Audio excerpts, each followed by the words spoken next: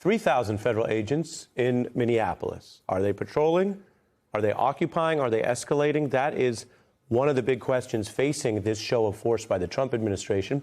I'll remind you that Minneapolis is a smaller city, one of those cities where you've heard the name. It has a big brand name, but did you know it's only about 430,000 people there? So this show of force alone means it's one officer for every 140 residents at a time where whatever is happening in the street has been a response to the feds, not some ongoing public demonstrations.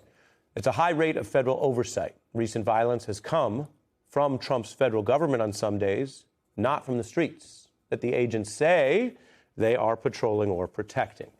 This is your country right now. People ask, when will the crisis hit? When is the constitutional crisis? What are we going to do? Was it Jimmy Kimmel? Was it indicting this or that person? Was it shooting this woman to death? Or is it this militarized situation? Many are sounding the alarm. There are protesters, though, there and around the country who are clearly not going to be intimidated. And that's not rhetoric. When American citizens, when a mother of three is summarily executed and shot in the face, and everyone knows about it in that town for sure, the next wave of protests, of people walking, as with other protests throughout the rich history of this country, bad and good, tough and easy, it involves people knowing there is some risk they face, and they're standing up anyway. Now, Trump is now responding by repeating a threat he has made before, saying maybe he would invoke the Insurrection Act. I'll remind everyone that hasn't been used without the direct consent and collaboration of a sitting governor in the state where it would be deployed for over 60 years. Now, under law, when invoked properly, it does give a president extra emergency powers.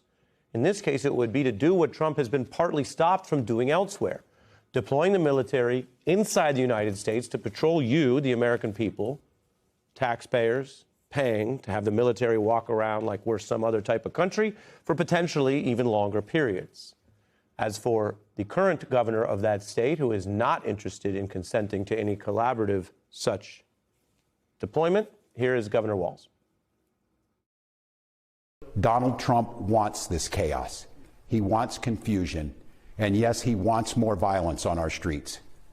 We cannot give him what he wants. We must protest loudly, urgently, but also peacefully. That's what the sitting governor is saying. And remember, that sitting governor happens to, of course, be part of the ticket that lost to Donald Trump.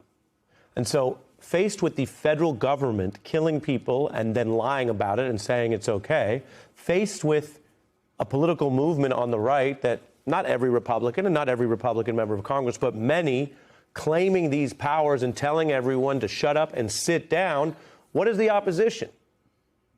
The opposition, both politically, because as I mentioned, they lost in 24, and in this state, is saying, please just be peaceful.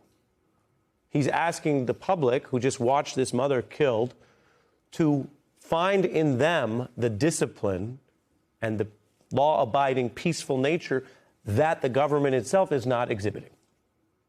And yet, in our history, we know we've seen that kind of restraint before, from civil rights movements and from other protesters who have also faced violence with peace.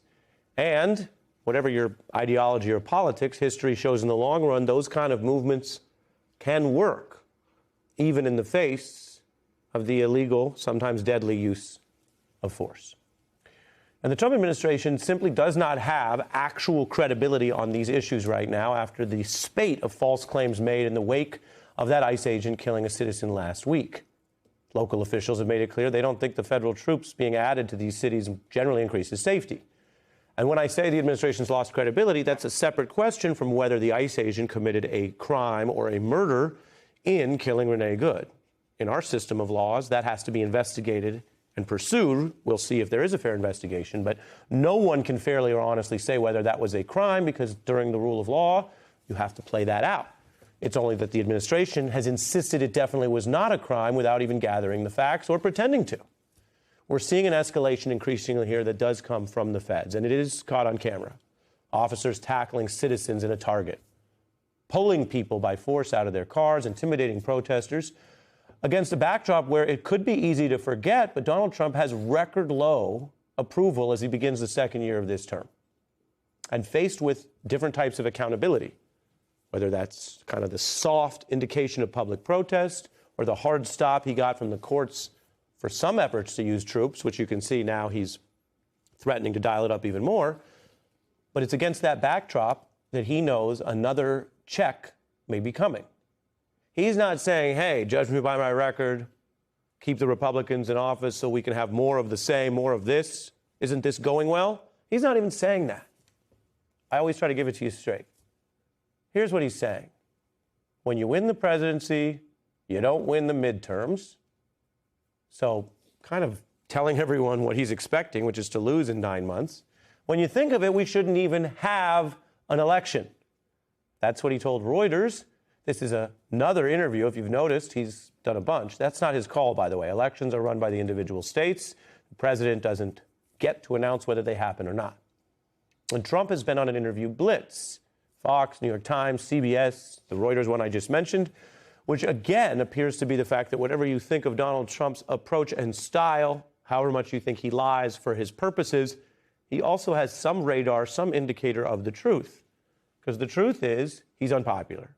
The truth is, a lot of measures suggest he and the Republicans are on track to potentially lose the midterms.